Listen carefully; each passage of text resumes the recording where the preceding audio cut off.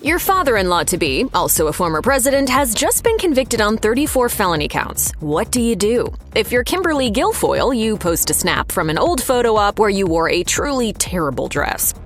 Truly, Guilfoyle's response to Donald Trump's guilty verdict in his hush money case was a baffling choice. Just after the verdict was read on May 30th, 2024, the former Fox News host and fiancé of Donald Trump Jr. recycled an April Instagram photo of her posing with Don Sr. while rocking a truly terrible dress. Guilfoyle's ghastly garment was a black mini dress with a dropped waist that apparently pulled the neckline down with it. The frock also featured a skirt of layered petals. Perhaps each flap of material represented one of Trump's 34 felony counts. Around her neck, she wore a skinny black choker adorned with a large rosette. It was the perfect outfit for a trendy, emo-curious girl to wear to her middle school dance, circa the Lizzie McGuire era. Not so much for the future daughter-in-law of a former president who hopes to be president once again. It's unclear why she thought a repeat of a photo of her wearing the color of mourning was the best choice to convince voters that there's still a lot of life in Trump's campaign. Perhaps she was trying to send a message with her black rose motif. According to Language of Flowers, the inky blossoms can represent hatred, death, and despair.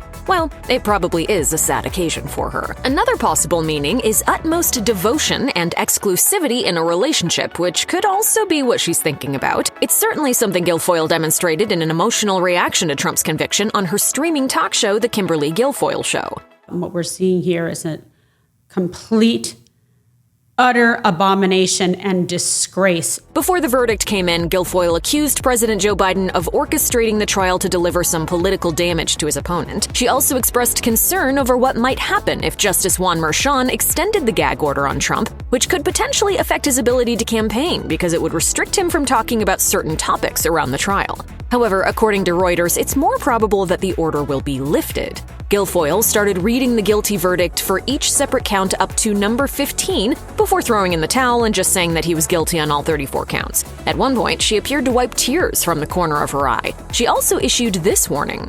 If this can happen to the 45th president of the United States, it can happen to any American in this country. Which is true. All Americans, regardless of who they are subject to state and federal legal systems.